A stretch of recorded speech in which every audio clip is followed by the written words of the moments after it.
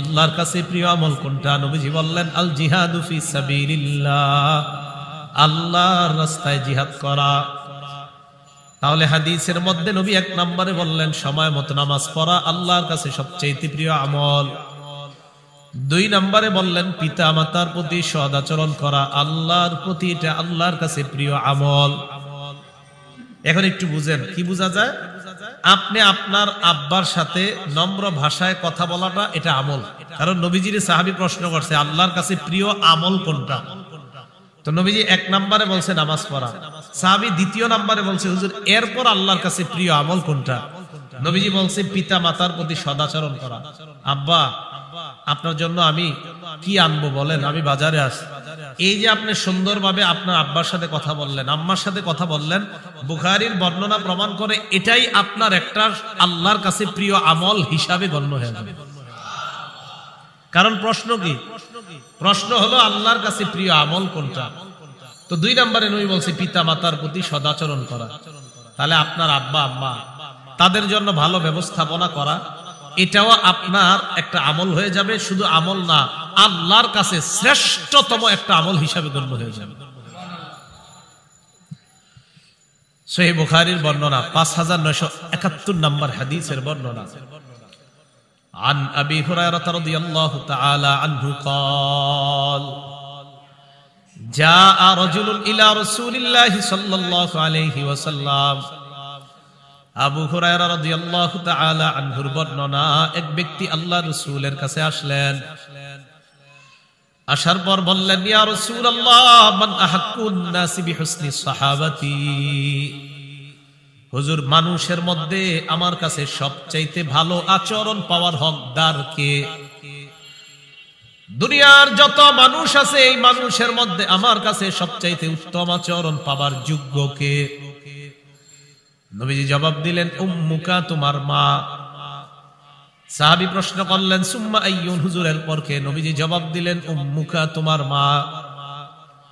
সাহাবী প্রশ্ন করলেন সুম্মা আইয়ুন, হুজুর এরপর কে? নবীজি জবাব দিলেন উম্মুকা, তোমার মা। সাহাবী প্রশ্ন করলেন সুম্মা আইয়ুন, এরপর কে? নবীজি বললেন সুম্মা আবুকা, এরপর তোমার বাবা। মায়ের কথা তিনবার বললেন, বাবার কথা একবার বললেন। মা এমন তিনটা কষ্ট পায়, বাবা কখনো এই তিন কষ্ট পায় না। এক নাম্বার হামালাতু উম্মুহু কুরহা, মা সন্তানকে পেটে ধারণ করার কষ্ট পায়, এটা বাবা কখনো পায় না। দুই নাম্বার ওয়াদাআতহু কুরহা, মা সন্তান প্রসব করার কষ্ট পায়, বাবা কখনো সন্তান প্রসবের কষ্ট পায় না। তিন নাম্বার ওয়া হামলুহু ওয়া ফিসালুহু, মা সন্তানকে দুধ পান করানোর কষ্ট পায়, এটা বাবা কখনো পায় না। রাতের বেলা 10 মিনিট 20 মিনিট কিছুক্ষণ পর পর কতবার ঘুম ভাঙে আর বাচ্চাকে দুধ পান করাইতে হয়, এই কষ্ট বাবা কখনো পায় না। বরং মাঝে মাঝে বাবা বিরক্ত হয়ে অন্য রুমে গিয়ে ঘুমায়। কেন? বাবার এই বিরক্তির কারণ বাচ্চা একটু পরে পরে চিল্লাচিল্লি করে, ঘুম ভালো হওয়ার জন্য অন্য রুমে গিয়ে ঘুমায়। কিন্তু মা বারবার তার প্রস্রাবের কাঁথা উল্টাইতেছে, পাল্টাইতেছে, পরিষ্কার করতেছে, দুধ পান করাইতেছে, এটা বাবা কখনো এই কষ্ট পায় না। এই জন্য নবী মায়ের কথা তিনবার বললেন, কারণ এই তিন কষ্ট পৃথিবীর কোনো বাবা পায় না, এটা শুধু মায়েরাই পায়।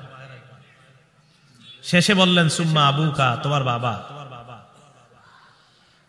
একজন সাহাবী, তার নাম মিকদাম রাদিয়াল্লাহু তাআলা, তিনি বলেন আনিল মিকদাম রাদিয়াল্লাহু তাআলা আনহু قال قال رسول الله صلى الله عليه وسلم, নবীজি বলেন ইন্নাল্লাহা ইউসিকুম বিউম্মাহাতিকুম সালাস, আল্লাহ তোমাদেরকে তোমাদের মায়ের সাথে আচরণ যেন ভালো করো, এই ব্যাপারে আল্লাহ তোমাদেরকে তিনবার হুকুম করছেন। ওয়া ইন্নাল্লাহা ইউসিকুম বিআবাইকুম, আল্লাহ তোমাদের বাবাদের সাথেও সুন্দর আচরণের হুকুম করছেন। ওয়া ইন্নাল্লাহা ইউসিকুম বিল আকরাব ফাল আকরাব, আল্লাহ তোমাদেরকে নিকট আত্মীয়দের সাথে সুন্দর আচরণ করার হুকুম করেন। আল্লাহ আমাদের সকলকে মাতা পিতার প্রতি যেন আমরা উত্তম আচরণ করতে পারি, আল্লাহ তৌফিক দান করেন। সহিহ বুখারী 5972 নম্বর হাদিসের বর্ণনা। عن عبد الله بن عمرو رضي الله تعالى عنهما قال আব্দুল্লাহ ইবনে আমর রাদিয়াল্লাহু তাআলা আনহুর বর্ণনা জা রাজুলুন ইলা রাসূলিল্লাহি সাল্লাল্লাহু আলাইহি ওয়াসাল্লাম অথবা ক্বালা রাজুলুন লিন নবী সাল্লাল্লাহু আলাইহি ওয়াসাল্লাম এক ব্যক্তি আল্লাহর নবীকে বললেন ইয়া রাসূলুল্লাহ উজাহিদু আমি জিহাদের ময়দানে যাইতে চাই আমি জিহাদ করতে চাই নবীজি বললেন আলাকা আবাওয়ান তোমার কি পিতামাতা আছে তিনি জবাব দিলেন জি আমার পিতামাতা আছে নবীজি বললেন ইরজি তুমি বাসায় যাও যাওয়ার পর ফাফিহিমা ফাজাহিদ তুমি তোমার পিতামাতার আনুগত্যের মাধ্যমে জিহাদ করো এর মানে পিতামাতার সেবা করা মানে আল্লাহর রাস্তায় জিহাদ করার সওয়াব পাওয়া যায় ইরজি ফাফিহিমা ফাজাহিদ দাও বাসায় যাও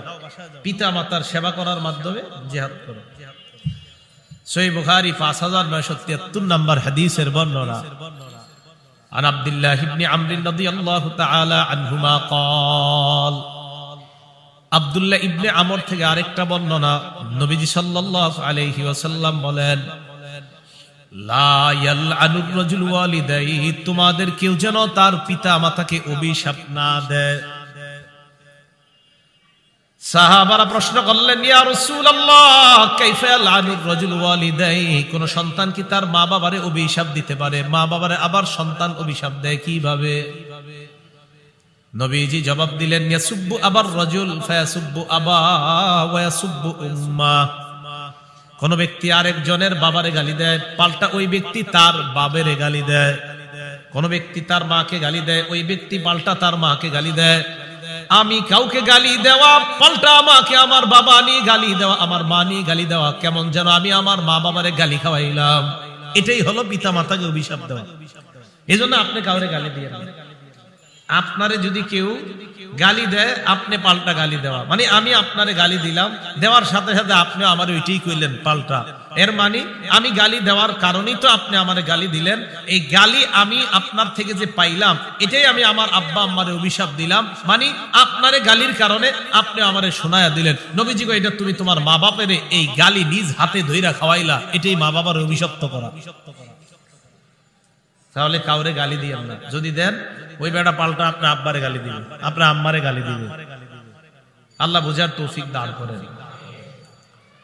রাসূলুল্লাহ সাল্লাল্লাহু আলাইহি সাল্লামের সাহাবী একজন নাম মুআবিয়া ইবনে জাহিমা আস-সুলামি পুরাটা মনে রাখার দরকার নেই মুআবিয়া কেন বললাম কারণ মুআবিয়া নামে নবীজির আরো বিখ্যাত সাহাবী আছে কিন্তু ওনার নাম ওই বিখ্যাত আমিরে মুআবিয়া রাদিয়াল্লাহু তাআলা আন উনি না উনি আরেক মুআবিয়া নাম মুআবিয়া ইবনে জাহিমা আস-সুলামি আর আমিরে মুআবিয়া বিখ্যাত যিনি তার নাম মুআবিয়া ইবনে আবি সুফিয়ান উনি আবু সুফিয়ান রাদিয়াল্লাহু তাআলা আনহুর সন্তান মুআবিয়া আর আমি এখন যে সাহাবীর নাম বললাম ওনার নাম মুআবিয়া ইবনে জাহিমা আস-সুলামি রাদিয়াল্লাহু তাআলা তিনি রাসূল সাল্লাল্লাহু আলাইহি সাল্লামের কাছে আসার পর নবীজিকে বলতেছেন ইন্নী কুনতু আরাদতুল জিহাদ মাকা ইয়া রাসূলুল্লাহ ইয়া রাসূলুল্লাহ আমি আপনার সাথে জিহাদের ময়দানে থেকে আপনার পাশে থেকে লড়াই করতে চাই নবীজি বললেন আহাইয়াতুন উম্মুকা তোমার মা জিন্দা আছে কিনা কয় জি জিন্দা আছে রাসূলুল্লাহ সাল্লাল্লাহু আলাইহি ওয়াসাল্লাম বললেন ইরজি ফাবারহা যাও তোমার মায়ের সেবা করো তিনি বলেন সুম্মা আতাইতুহু মিনাল জানিবিল আখার আরেক পাশ দিয়া নবীর সামনে আসলাম আসার পর বললাম ইন্নী কুনতু আরাদতুল জিহাদ আবতাগি বিযালিকা ওয়াজহাল্লাহি ওয়াদ দারাল আখিরাহ আমি আপনার সাথে থেকে আপনার পাশে থেকে লড়াই করতে চাই আমি এই জিহাদের দ্বারা আল্লাহর সন্তুষ্টি আর আখিরাত কামাই করতে চাই এটা আমার উদ্দেশ্য নবীজি বললেন আহাইয়াতুন উম্মুকা তোমার মা জিন্দা আছে কিনা কয় জি আছে রাসূলুল্লাহ সাল্লাল্লাহু আলাইহি ওয়াসাল্লাম বললেন ইরজি ফাবারহা বাসায় যাও মায়ের সেবা করো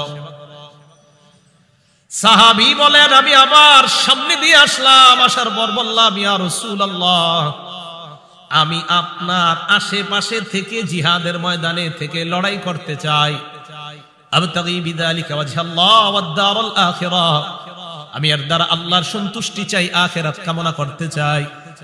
নবীজি বললেন আহাইয়াতুন উম্মুকা, তোমার মা জিন্দা আছে কিনা? ফাজিয়াস। নবীজি বললেন ইরজি ফাবাররাহা, যাও মায়ের সেবা করো। ইলজাম রিজলাহা ফাসাম্মাল জান্নাহ, মায়ের পা আঁকড়ে ধরে থাকো, সেখানেই তোমার জান্নাত। মানে মায়ের সেবা করো, এখানেই তোমার জান্নাত। আপনারা বা ঢাকা শহরের মানুষ তো বাসার ছাদে আপনারা আর কি গাছ লাগান, পেয়ারা গাছ, পেঁপে গাছ, আম গাছ লাগায় না অনেকে? হয়।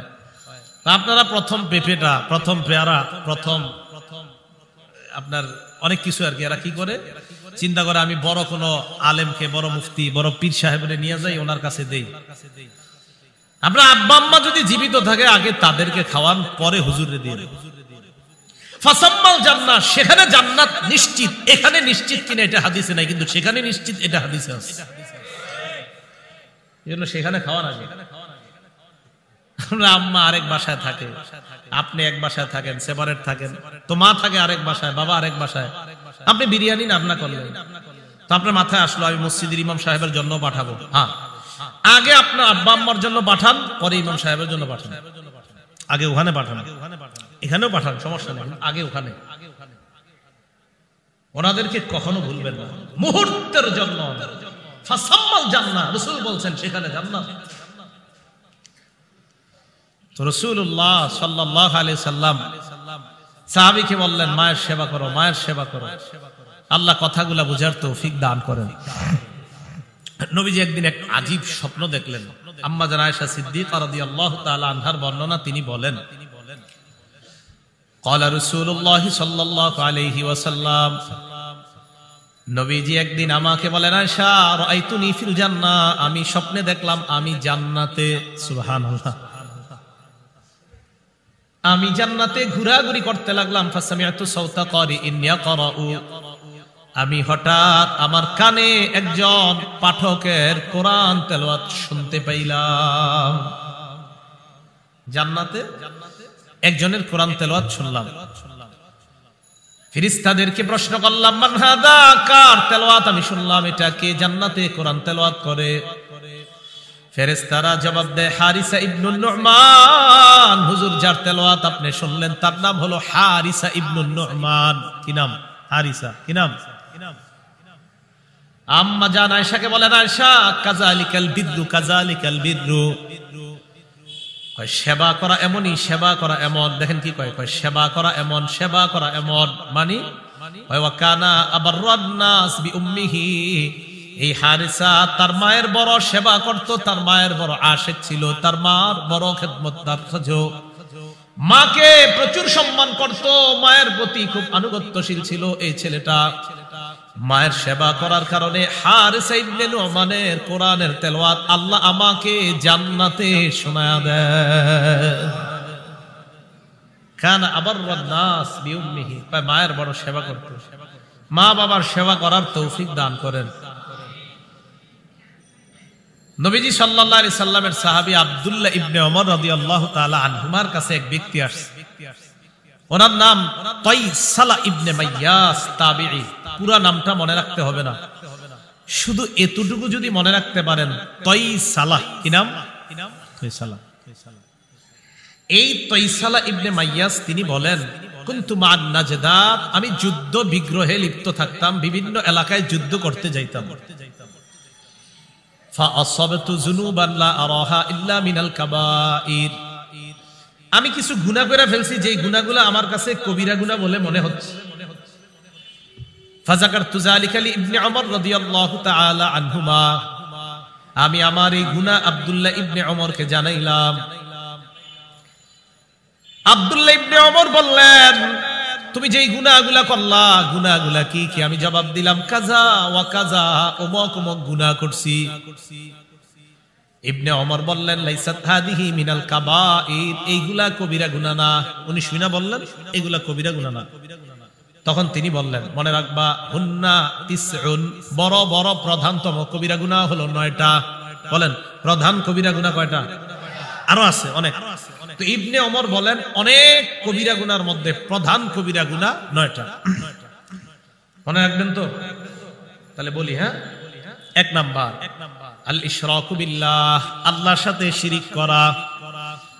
সব কবিরা গুনার বস আল্লাহর সাথে শিরিক করা। দুই নাম্বার অকতলু নাসামা, নর হত্যা করা, মানুষ হত্যা করা। তিন নাম্বার ওয়াকসফুল মুহসানা, সতী সাদী নারীর উপর মিথ্যা অপবাদ দেওয়া। চার নাম্বার ওয়াকলুর রিবা, সুদ খাওয়া। পাঁচ নাম্বার আকলু মালিল ইয়াতীম, ইতিমের সম্পদ অন্যায়ভাবে ভক্ষণ করা। ছয় নাম্বার আল ফিরারু মিনাজ জাহফি, জিহাদের ময়দান থেকে পলায়ন করা। সাত নাম্বার ইলহাদুন ফিল মসজিদ, মসজিদের মধ্যে ধর্মদ্রোহী কাজ করা। মসজিদে কি করা? ধর্মদ্রোহী কাজ করা। আট নাম্বার আল্লাযী ইস্তাসফিরু, ধর্ম নিয়ে উপহাস করা। নয় নাম্বার ওয়া বুকাউল ওয়ালিদাইনি মিনাল উকুক, আপনি কষ্ট দেওয়ার কারণে পিতা মাতার চোখের মধ্যে পানি আসা। আপনি কষ্ট দিয়েছেন, এই কষ্টের কারণে মা বাবার চোখে পানি আসছে।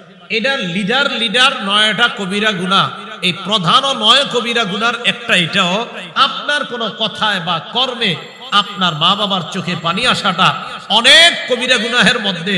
আব্দুল্লাহ ইবনে ওমর বললেন এর মধ্যে এটাকেও স্থান দিয়েছে যে কোন সন্তান যদি পিতামাতার চোখে পানি আসে, তার কারণে যদি সন্তানের কারণে যদি পিতামাতার চোখে পানি আসে, এটাও অনেক বড় পর্যায়ের কবিরা গুনাহ। এবার আব্দুল্লাহ ইবনে ওমর ওই ব্যক্তিকে বলতেছে, যিনি বলছে আমি তো বড় বড় গুনাহ করছি, তো ওনারে কয় আতাফরাকুন নার, তুমি কি জাহান্নাম থেকে দূরে থাকতে চাও? ওয়া তুহিব্বু আন তাদখুলাল জান্নাহ, তুমি কি জান্নাতে যেতে চাও? বলেন জাহান্নাম থেকে দূরে আর জান্নাতে সবাই যেতে চাই না ইনশাআল্লাহ? তো ইবনে ওমর এই কথা বলার পরে তিনি বললেন ই ওয়াল্লাহ, জি আমি তো এটা চাই, আল্লাহর কসম। আব্দুল্লাহ ইবনে ওমর বললেন আহাইয়াতুন ওয়ালিদুক, তোমার মা বাবা দুইজনের কেউ জিন্দা আছে কিনা? তাইসালা ইবনে মাইয়াজ জবাব দেয় উম্মি ইনদি, আমার কাছে আমার মা আছে। আব্দুল্লাহ ইবনে ওমর বললেন দুইটা কাজ করবা, আলাম তালাহাল কালাম, মায়ের সাথে যদি কোমল সুরে কথা বলো। আজকে থেকে আপনার মা বাবা যারা আছে মরণের আগ পর্যন্ত ওয়াদা করেন তাদেরকে জোরে ভাষায় কখনো কথা বলবেন না। আখেরাত বরবাদ করে দিয়েন না। হাত নামান। এক নাম্বার, যদি মায়ের সাথে কোমল ভাষায় কথা বলো, নরম সুরে, ওনার মা জিন্দা আছে বলতেছে। দুই নাম্বার ওয়া আতআমতাহা আত-তাআম, যদি খাবার খাওয়াও। কি খাওয়াও? খাবার খাওয়াও। লা তাদখুলুন্নাল জান্নাহ, অবশ্যই তুমি জান্নাতে প্রবেশ করবা। মায়ের সাথে কোমল আচরণ করবা, আর হলো তুমি তাকে খাবার খাওয়াবা। এখান থেকে বোঝা যায় আপনারা 4 ভাই যখন আলাদা হয়ে যান, 5 ভাই আলাদা হন, আপনি চেষ্টা করবেন আপনার আব্বা আম্মারে আপনার সাথেই রাখতে। এতে আপনি জান্নাত আপনার সাথেই রাখলেন। এখন অনেক ছেলেরা মনে করে আব্বা আম্মা আমার সাথে নাই মানে বাঁচলাম। আপনি বাঁচেন নাই, আপনি ঠকছেন। আপনি বাঁচেন নাই, আপনি ঠকছেন। সত্যি আপনি ঠকছেন। কয় ছোট ভাইয়ের কাছে আম্মার আব্বারে দিয়ে দিছি, বাঁচলাম। না না, ছোট ভাইয়ের জান্নাতের রাস্তা সহজ করে দিয়েছেন, আপনারটা কঠিন বানায় নিছেন। আব্দুল্লাহ ইবনে ওমর বলে দিলেন তুমি মায়ের সাথে কোমল ভাবে কথা বলবা, মাকে খাবার খাওয়াবা, ঠিক মতো সেবা করবা, অবশ্যই তুমি জান্নাতে প্রবেশ করবা। সহিহ বুখারীর 2482 নাম্বার হাদিস। একজন বুজুর্গের কথা আপনারা অনেক শুনছেন, নাম জুরাইজ, ওনার নাম শুনছেন আপনারা। মুসলিম শরীফে লম্বা হাদিস আসছে ওনার ব্যাপারে, বুখারীতে একটু শর্ট আসছে। এই জুরাইজের ব্যাপারে নবীজি বলেন কানা রাজুলুন ফি বানি ইসরাঈলা ইউকালু লাহু জুরাইজ, বনি ইসরাইলের এক ব্যক্তি ছিল, তার নাম ছিল জুরাইজ। কানা ইউসাল্লি ফি সাওমাআতিহি, এই জুরাইজ তার ইবাদত খানার মধ্যে ইবাদত করতেছিল, নামাজ পড়তেছিল, নফল নামাজ। ফাজাআত উম্মুহু, জুরাইজের মা আসছে, আসার পর কয় জুরাইজ আনা উম্মুকা কাল্লিমনি, জুরাইজ আমি তোমার মা, আমার সাথে কথা বলো। জুরাইজ চিন্তা করলো উসল্লি আও উজিবু, আমি কি নামাজ পড়বো না মায়ের ডাকে সাড়া দিব। ফাখতারাস সালাতা, তিনি নামাজকে বেছে নিলেন, নামাজ তিনি পড়তে লাগলেন। এটা বুখারীর বর্ণনা। মুসলিম শরীফের বর্ণনা, মা আবার আসছে, আসার পর কয় জুরাইজ আনা উম্মুকা কাল্লিমনি, জুরাইজ আমি তোমার মা, কথা বলো। তিনি আবার চিন্তা করলেন নামাজ পড়বো নাকি মায়ের ডাকে সাড়া দিব। উনি নামাজ পড়তেই লাগলেন। মুসলিমের বর্ণনা, মা তৃতীয়বার আসছে, আসার পর কয় জুরাইজ কাল্লিমনি আনা উম্মুকা, আমি তোমার মা, আমার সাথে কথা বলো। আবার উনি চিন্তা করলেন নামাজ পড়বো নাকি মায়ের ডাকে সাড়া দিব। উনি নামাজ পড়তে লাগলেন। মা এবার আল্লাহর কাছে বললেন, আল্লাহুম্মা লা তুমিতহু হাত্তা তুরিয়াহুল মুমিসাত, আল্লাহ তুমি জুরাইজের মরণ দিবা না পতিতার চেহারা না দেখাইয়া। কার চেহারা? সতীত্ব বিক্রি করে যে বেড়ায় টাকার বিনিময়ে এমন নারী। যদিও এটার বাংলাটা আরো ভয়ঙ্কর, ওই বাংলাটা আমি এখানে বলছি না। মুমিসাতের আরেকটা বাংলা আছে, তো সেটা বলতে আমার লজ্জা করছে। তো যাই হোক, টাকার বিনিময়ে সতীত্ব বিক্রি করে বেড়ায়, বাস এর থেকে আপনারা বুঝে নেন বাংলাটা কোন ধরনের হতে পারে। তো মা বদদুয়া করছে, আল্লাহ এই জাতীয় নারীর চেহারা না দেখায় তার মরণ দিও না। ঘটনাও এক ঘটে গেছে। ওই এলাকার একজন এরকম নারী, যিনি আপনার সভ্যতার বিপরীতে চলে, যেই নারী আর কি, এরকম একজন নারী। তো এই নারী বলল, লাফতিনান্না জুরাইজান, আমি জুরাইজকে পরীক্ষা করব, ওরে ফিতনায় ফালাম। এক নারী বইলা ফেলছে। জুরাইজের কাছে আসছে, আসার পর ফাতাআররাজাত লাহু, নিজেরে বিভিন্ন ভঙ্গিমায় মোহনীয় রূপে আকর্ষণীয় ভাবে জুরাইজের সামনে উপস্থাপন করছে। নাউজুবিল্লাহ। ফাবা, জুরাইজ কোনো ভ্রুক্ষেপ করে নাই, অর্থাৎ উনি মাশাআল্লাহ ওনার ইবাদতে উনি লিপ্ত ছিলেন। ওনার ইবাদত থেকে ওই নারী জুরাইজকে বিচ্যুত করতে পারে নাই। নারী চলে গেছে। ফাতাতরাইয়া, একজন রাখালের কাছে গেছে। ফামকানাতহু মিন নাফসিহা, রাখালের সাথে অপকর্ম করছে। করার পর ফাওয়ালাদাত গুলামা, সন্তান প্রসব করছে। জনগণের কাছে এই সন্তান নিয়ে আইসা কয়, জনগণ, জুরাইজ নামক ওই লোকটা আমার সাথে অপকর্মে লিপ্ত হয়েছে, এর প্রমাণ হলো এই সন্তান। নাউজুবিল্লাহ। জনগণ আসছে, আসার পর কাসারু সৌমাতা, জনগণ আইসা তার ইবাদতখানা ভেঙে ফেলছে। ওয়াসাব্বুহু, গালি দিস। ফাতাওয়াদ্দা ওয়া সাল্লা, জুরাইজ নামাজ পড়ছে। নামাজ পড়ার পর আতাল গুলাম, ওই ছেলের কাছে আসছে, ওই যে বাচ্চা, বাচ্চার কাছে আসার পর কয়, মান আবুকা, এই বাচ্চা তোমার বাবাকে। আল্লাহ পাক রব্বুল আলামিন সাথে সাথে ওই বাচ্চার জবান চালু করে দেয়। তিনজনে ছোটবেলায় কথা বলছে। ঈসা নবী, ইউসুফ আর জুলাইখা, এই দুইজনের ঘরে একটা বাচ্চা ছিল। ওই বাচ্চাটা, এই দুইজন যে কামরায় ছিল, একটা বাচ্চা ছিল ওই বাচ্চাটা। আর এই জুরাইজ যখন একটা বিপদে পড়ে গিয়েছে, তখন ওই যে বাচ্চাকে নিয়ে বিপদে ফেলাইতে চেয়েছিল, এই বাচ্চারও জবান আল্লাহ চালু করছেন। যদিও তাফসীরের কিতাবে আরেকজনের নাম আসে, তিনি মুসা আলাইহিস সালাতু ওয়াস সালাম, উনিও শৈশবে কথা বলেছেন বলে তাফসীরের কিতাবে পাওয়া যায়। তবে হাদিসের মধ্যে এই তিনজনের নাম আছে। ইউসুফ আলাইহিস সালাতু ওয়াস সালাম আর জুলাইখা যেখানে ছিলেন একজন, আরেকজন হলো ঈসা আলাইহিস সালাম, আরেকজন হলো এই জুরাইজ বিপদে পড়ার পর যেই ছেলেটাকে নিয়ে বিপদে ফেলাইতে চেয়েছিল, ওই ছেলেটা। তো কয়, তোমার আব্বাকে? তো ছেলে বলে দিল, জালিকার রাঈ, অমুক রাখাল আমার পিতা। জুরাইজকে জনগণ কয়, নাবনি সাওমাআতাকা মিন যাহাব, তোমার ইবাদতখানাটা আমরা স্বর্ণ দিয়ে বানায় দিব। কয়, না না, লাগবে না, স্বর্ণ দিয়ে বানানো লাগবে না। আইদুহু মিন তিন, আগে যেমন মাটি দিয়েছিল, মাটি দিয়ে আবার বানায় দাও। জুরাইজ বুঝতে পারছে যে এই ভাঙ্গাটা, এই বিপদে পড়াটা, এটা তোমাদের দোষ না, আমি নিজের দোষে এটা বিপদে পড়েছিলাম। আম্মার কথা শুনি নাই, আম্মা বদদোয়া করে ফেলছে, এই বদদোয়া লেগে গিয়েছে। এখন আল্লাহ ওই বদদোয়া কবুল করে ফেলেছে। আমাকে আল্লাহ একটা বিপদে ফালায়া দুনিয়াবাসীর জন্য আল্লাহ একটা শিক্ষা রেখে দিয়েছে যে মায়ের কথা কতটা দ্রুত কবুল হয়ে যায়, এটা যেন সন্তানরা মাথায় রাখে। এখন আসেন, আপনার ছেলে মেয়ে আপনারে বড় হওয়ার পর তারা যে আপনার আনুগত্য করবে, সেবা করবে, এটা কখন?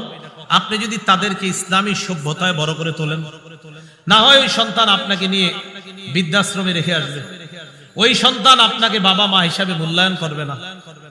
ওই সন্তান বিদেশে থাকা অবস্থায় আপনি যখন মারা যাবেন, তখন ওই সন্তান বলবে, আমার ইম্পর্টেন্ট একটা মিটিং আছে আজকে, এই মিটিং ছেড়ে আমি বাংলাদেশে যাওয়া সম্ভব না। মৃত্যুর পর আপনাকে দেখারও তার কোনো সুযোগ মিলবে না। এটা মাথায় রাখবেন। সন্তানকে যদি সভ্য সন্তান হিসাবে গড়ে না তোলেন, প্রথম কথা, সন্তান যাদের না হয় তারা আল্লাহর কাছে দোয়া করবেন। সন্তানের জন্য কি করবেন? দোয়া করবেন। খুব বেশি বেশি আল্লাহর কাছে দোয়া করা। দোয়া করার ক্ষেত্রে মাথায় রাখবেন, অনেকের এই সমস্যা যে হুজুর 14 বছর, আজকে একজন বলতেছি ওনার 14 বছর বিয়ে করছে, সন্তান হয় না। এটা আল্লাহর ইচ্ছা। সন্তান দেয় আল্লাহ, সন্তান দেয় না আল্লাহ, সন্তান দেয়ও আল্লাহ, সন্তান যদি না দেয় এটাও আল্লাহর ক্ষমতা। সূরা শূরা আয়াত নাম্বার 49-50 আল্লাহ বলেন, লিল্লাহি মুলকুস সামাওয়াতি ওয়াল আরদ, আসমান জমিনের রাজত্ব আল্লাহর। ইয়াখলুকু মা ইয়াশা, আল্লাহ যা চান তা সৃষ্টি করেন। ইয়াহাবু লিমান ইয়াশাউ ইনাসা, আল্লাহ চাইলে কন্যা দান করেন। ওয়া ইয়াহাবু লিমান ইয়াশাউ যুকুর, আল্লাহ চাইলে কাউকে ছেলে দান করেন। আও ইউযাওয়িজুহুম যুকরানা ওয়া ইনাসা, আল্লাহ চাইলে ছেলে মেয়ে উভয়টা দান করেন। ওয়া ইয়াজআলু মান ইয়াশাউ আকীমা, আল্লাহ চাইলে ছেলেও দিবেন না, মেয়েও দিবেন না, ওই নারীকে বন্ধা রাখবেন, এই ক্ষমতাও কার? আল্লাহ। তো এখন যাদের সন্তান হয় না, আপনাদের কাজ হলো আল্লাহর কাছে দোয়া করা। কি করা বলেন?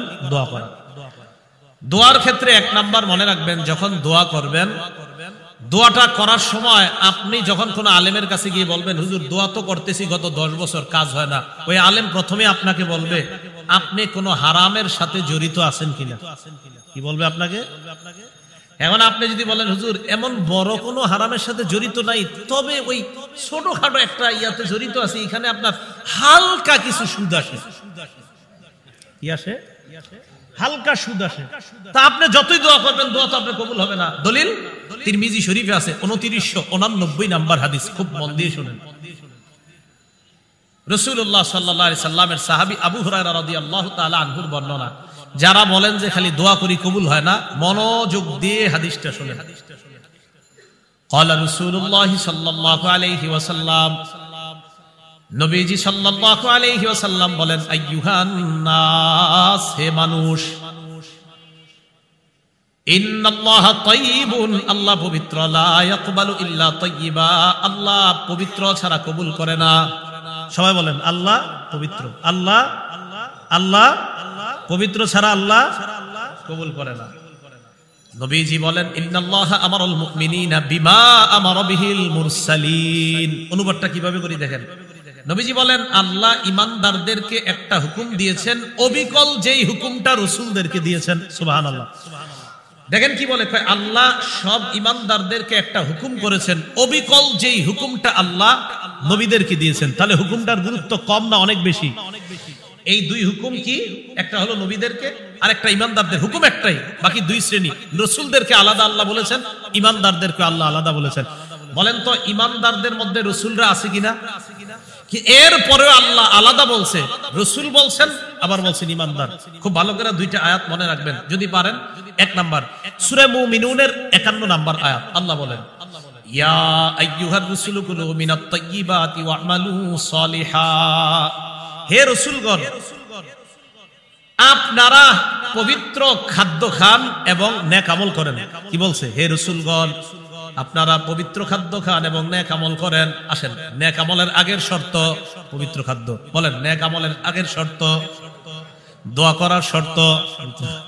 দোয়া করা আমল কিনা? আরে দোয়া করা আমল কিনা? শর্ত। রাসূলদেরকে বলতেছে পবিত্র খান, করে নেক আমল করেন। আরেকটা আয়াত মনে রাখবেন, সূরা বাকারা 172 নম্বর আয়াত, আল্লাহ বলেন, অনুবাদটা দেখেন তো একরকম কিনা। ইয়া আইয়ুহাল্লাযীনা আমানু কুলু মিন তাইয়্যিবাতি মা রাযাকনাকুম, রাসূলদেরকে বললেন, হে রাসূলগণ পবিত্র খাবার খান। সূরা বাকারার 172 নম্বর আয়াতে বলে, হে ঈমানদারগণ পবিত্র খাবার খাও।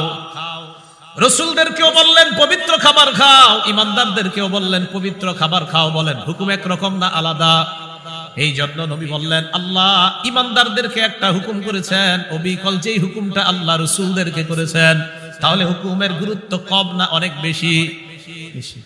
রাসূলদেরকেও বললেন পবিত্র খাবার খান, ঈমানদারদেরকেও বললেন তোমরা পবিত্র খাও, এরপর আমল করো। তো এই কথা বলার পর রাসূল সাল্লাল্লাহু আলাইহি সাল্লাম একজন মুসাফিরের কথা বললেন এই হাদিসের শেষের দিকে। হাদিসের মধ্যে আসছে মুসাফির দোয়া করলেই কবুল হয়ে যায়। সুবহানাল্লাহ। নবীজি বলেন, সুম্মা যাকারার রাজুলা ইউতিলুস সাফারা, এরপর আল্লাহ নবী এক ব্যক্তির কথা স্মরণ করলেন যে ব্যক্তি লম্বা সফর করছে। আশআসা, সফরের কারণে ওই লোকের মাথার চুলগুলা এলোমেলো হয়ে গেছে। আগবারা, সফর করার কারণে তার মুখের মধ্যে ধুলা ময়লা, শরীরের মধ্যে ধুলা বালি। এবার ওই ব্যক্তি সফরে গিয়ে আল্লাহরে কয়, ইয়া রব্বি মাবুদ তুমি কবুল করো, এটা দাও ওটা দাও।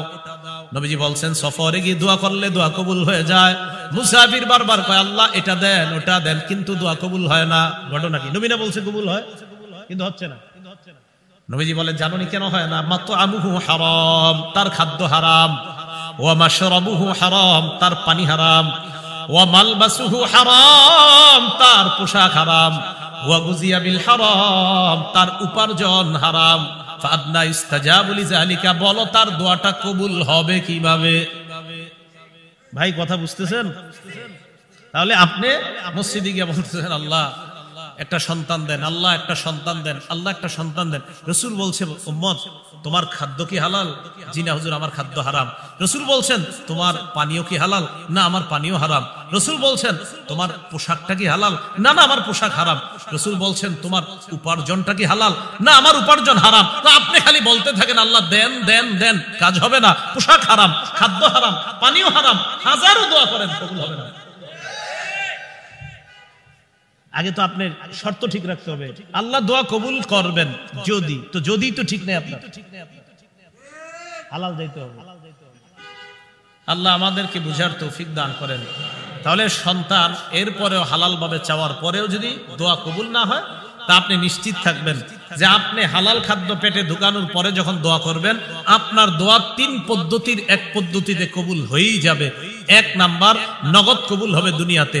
ইম্মা আইয়ু আজ্জিলা লাহু ফিদ দুনিয়া, হয়তো আল্লাহ নগদ ওটা আপনার দুনিয়াতে কবুল করবেন। 2, যদি কবুল না করে ইয়াকশিফা আনহু সুআ, এই দোয়ার পরিবর্তে আগামীকাল আপনি একটা বিপদে পড়তেন, পরশু একটা বিপদে পড়তেন, আজকের দোয়াটা কবুল না করে ওই বিপদ থেকে আল্লাহ আপনাকে উদ্ধার করে দিবেন।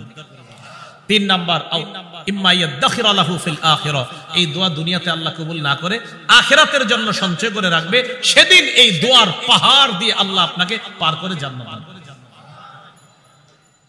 তাহলে সন্তান এর জন্য দোয়া করা। দোয়া যখন করবেন, দোয়ার কিছু নিয়ম আছে। সবচেয়ে উল্লেখযোগ্য একটা নিয়ম মনে রাখবেন, দোয়ার শুরুতে আল্লাহর প্রশংসা করা, এরপর নবীর উপর দুরূদ পড়া।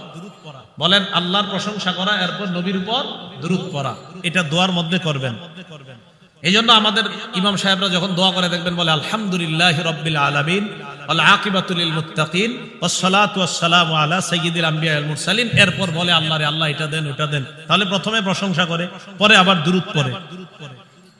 তিরমিজি শরীফের 3476 নম্বর হাদিসের বর্ণনা, বাইনামা রাসূলুল্লাহ সাল্লাল্লাহু আলাইহি ওয়াসাল্লাম কাঈদুন, নবীজি মসজিদের মধ্যে বসা। ইজ দাখালা রাজুলুন, এক ব্যক্তি মসজিদের মধ্যে আসছে, আসার পর ফাসাল্লা, নামাজ পড়ছে। নামাজ পড়ার পর এরপর ওই লোকটা আল্লাহকে বলতেছে আল্লাহুম্মা গফিরলি আল্লাহুম্মা আরহামনি, আল্লাহ আপনি আমাকে ক্ষমা করেন, আপনি আমাকে দয়া করেন। নামাজ পড়ছে, নামাজ পড়ে দোয়া করছে, আল্লাহ আপনি আমাকে ক্ষমা করেন, আপনি আমাকে দয়া করেন। নামাজ পড়ার পর দোয়া করার পর লোকটা চলে যাচ্ছে। নবীজি ডাক দিলেন, আজিলতা আইয়ুহাল মুসাল্লি, ও নামাজি তুমি একটু তাড়াহুড়া বেশি করে ফেলছো। তুই ব্যক্তি কয় হুজুর বুঝি নাই। হ্যাঁ তুমি একটু তাড়াহুড়া বেশি করছো, তুমি নামাজ পড়লা আর আল্লাহরে বললা আল্লাহ আমাকে ক্ষমা করেন, আল্লাহ আমাকে দয়া করেন। শোনো, ইদা সাল্লাইতা, যখন নামাজ পড়বা, ফাকআত্তা, বসবা, এরপর ফাহমাদিল্লাহ বিমা হুয়া আহলুহু, আল্লাহর প্রশংসা করবা, ওয়াসাল্লি আলাইয়া, আমার উপর দুরূদ পড়বা, সুম্মা দুউ, এরপর আল্লাহর কাছে দোয়া করবা।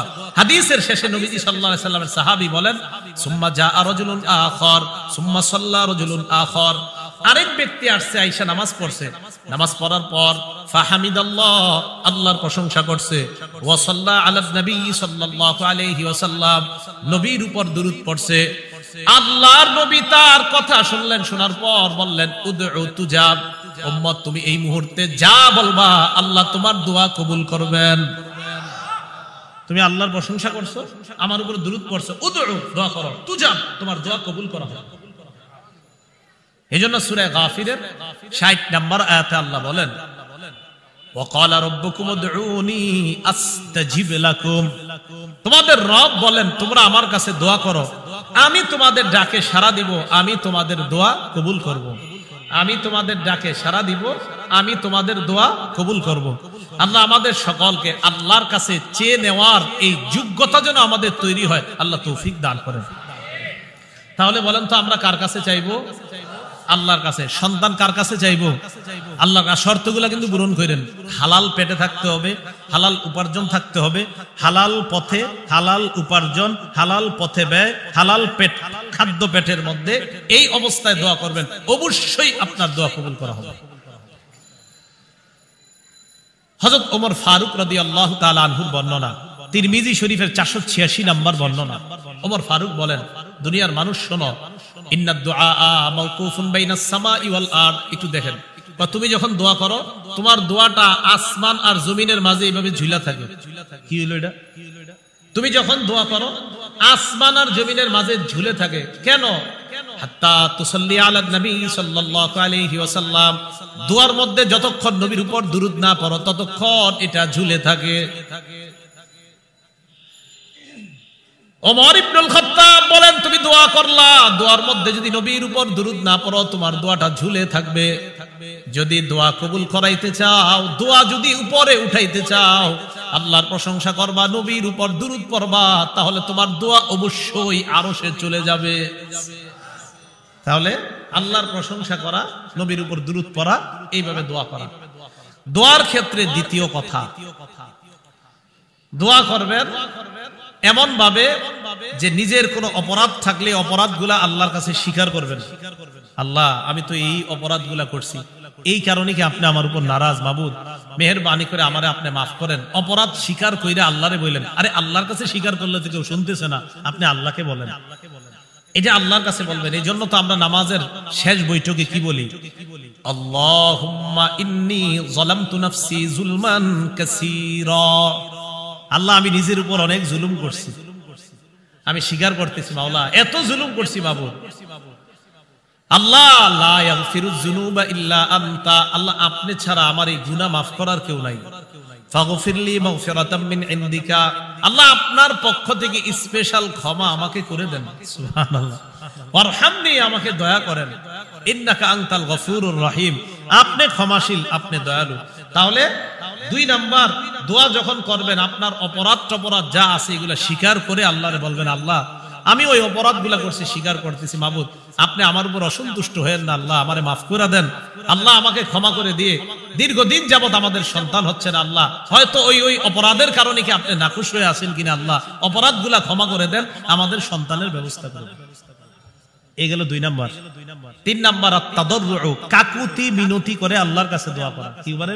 কাকুতি মিনতি, আল্লাহ দেন দেন, এইভাবে কাকুতি মিনতি করে আল্লাহর কাছে যেইভাবে পারেন দোয়া করা। যেন আপনাকে দেখলে মনে হচ্ছে আপনি অসহায়ের মতো আল্লাহর কাছে কি যেন বলতেছেন। কাকুতি মিনতি করে দোয়া করা। সূরা আনআমের 42-43 নাম্বার আয়াতে আল্লাহ বলেন, ওয়ালাকাদ আরসালনা ইলা উমামিন মিন ক্বাবলিকা ফাআখাযনাহুম বিল বাসাই ওয়াদ দাররাই লাআল্লাহুম ইয়াতাদাররুন। নবীজিকে বলেন, ওয়ালাকাদ আরসালনা ইলা উমামিন মিন ক্বাবলিক, আপনার পূর্বে আমি অনেক রাসূল পাঠিয়েছি।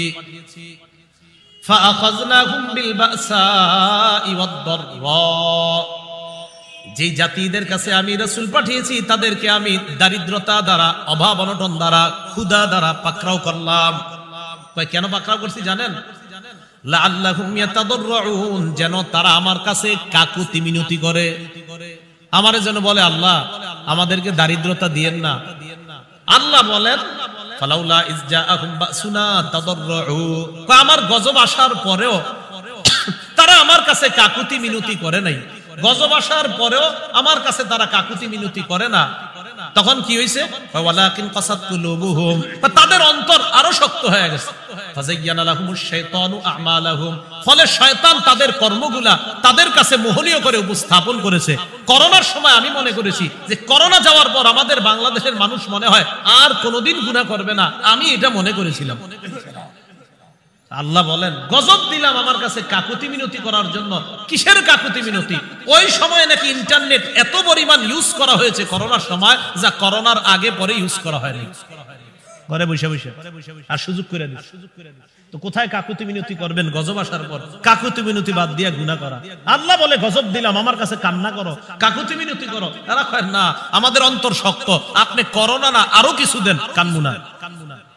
ভাবসাব এমন কাকুতি মিনতি করা 3 নাম্বার। তো এইভাবে আল্লাহর কাছে বলা। আল্লাহ পাক রব্বুল আলামিন বলেন সূরা আরাফের 55 নাম্বার আয়াতে, উদউ রাব্বাকুম তাদাররুআন ওয়া খুফিয়া, তোমরা তোমাদের রবকে ডাকো কাকুতি মিনতি করে এবং গোপনে। মসজিদের এক কোনায় বসে যান মিয়া, সব মুসল্লিরা বের হওয়ার পর আস্তে ধীরে আল্লাহর কাছে আপনি বলতে থাকেন। আস্তেই বলেন, কোনো সমস্যা নাই, আল্লাহকে আস্তে বললেও আল্লাহ শুনেন। সহিহ বুখারীর 2992 নাম্বার হাদিসের বর্ণনা, রাসূলের সাহাবী আবু মুসা আশআরী রাদিয়াল্লাহু তাআলা আনহু বলেন, কুন্না মা রাসূলিল্লাহি সাল্লাল্লাহু আলাইহি ওয়াসাল্লাম ফি সাফার, নবীজির সাথে এক সফরে ছিলাম আমরা। কুন্না ইযা আশরাফনা আলা ওয়াদ, আমরা যখন উঁচু জায়গায় আরোহণ করতাম, হাল্লালনা ওয়া কাব্বারনা, আমরা লা ইলাহা ইল্লাল্লাহ বলতাম আর বলতাম আল্লাহু আকবার, হাত্তা ইরতাফাত আসওয়াতুনা, আমাদের আওয়াজগুলা মাঝে মাঝে বেশি হয়ে যেত। লা ইলাহা ইল্লাল্লাহর আওয়াজ আর আল্লাহু আকবারের আওয়াজ খুব বেশি হয়ে যেত মাঝে মাঝে। নবীজি আমাদেরকে বলতেন, ইরবাউ আলা আনফুসিকুম, এই নিজেদের প্রতি একটু সদয় হও। ইন্নাকুম লা তাদউনা আসাম্মা ওয়ালা গায়বা, আরে তোমরা যে রবকে ডাকতেছো সেই রব বধির না যে ওনারে জোরে বইলা শোনাইতে হবে। উনি বধির না, উনি শুনেন। ওয়ালা গায়বান, উনি অনুপস্থিত না।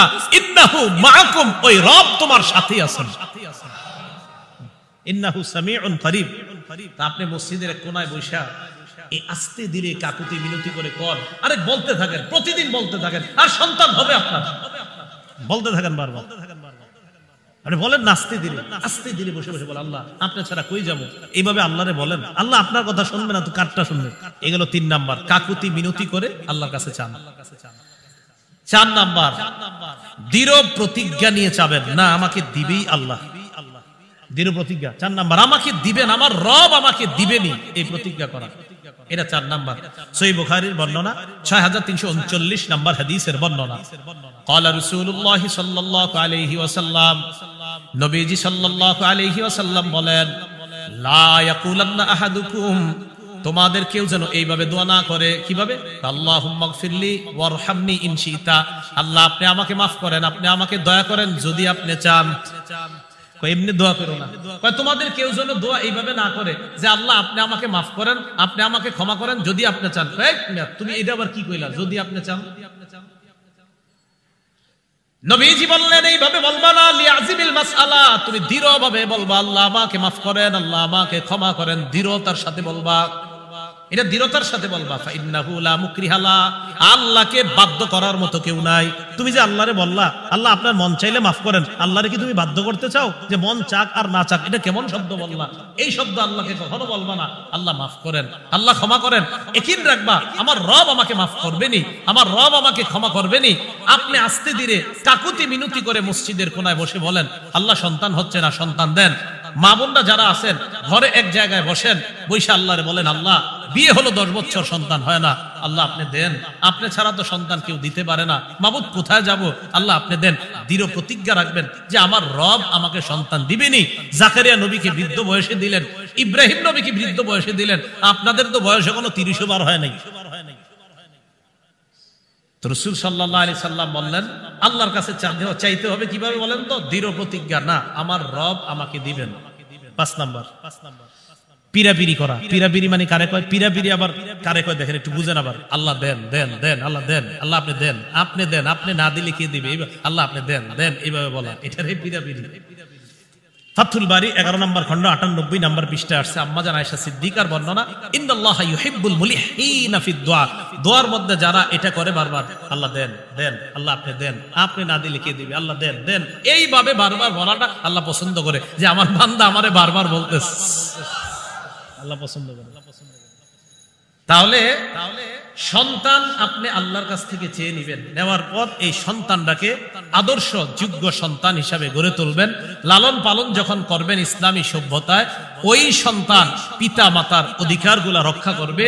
ওই সন্তান কখনো তার মা বাবাকে বৃদ্ধাশ্রমে রেখে আসবে না, মা বাবাকে কষ্ট দিবে না, বরং ওই সন্তান মনে করবে আমার মা বাবা আমার জান্নাত, আমার মা বাবাই আমার জাহান্নাম। যদি তাদের প্রতি সদাচরণ করি তাহলে জান্নাত সহজ, যদি তাদের প্রতি আমি বেয়াদবি অসদাচরণ করি তাহলে জাহান্নামও সহজ। আল্লাহ আমাদের সকলকে সূরা বাকারা এবং বনী ইসরাঈলের দুটি আয়াতকে সামনে রেখে যে কথাগুলো আমরা জানলাম শুনলাম, আমি সহ আমাদের সকলকে পিতা মাতার প্রতি যেন আমরা আনুগত্যশীল সন্তান হতে পারি। আল্লাহ তৌফিক দান করেন।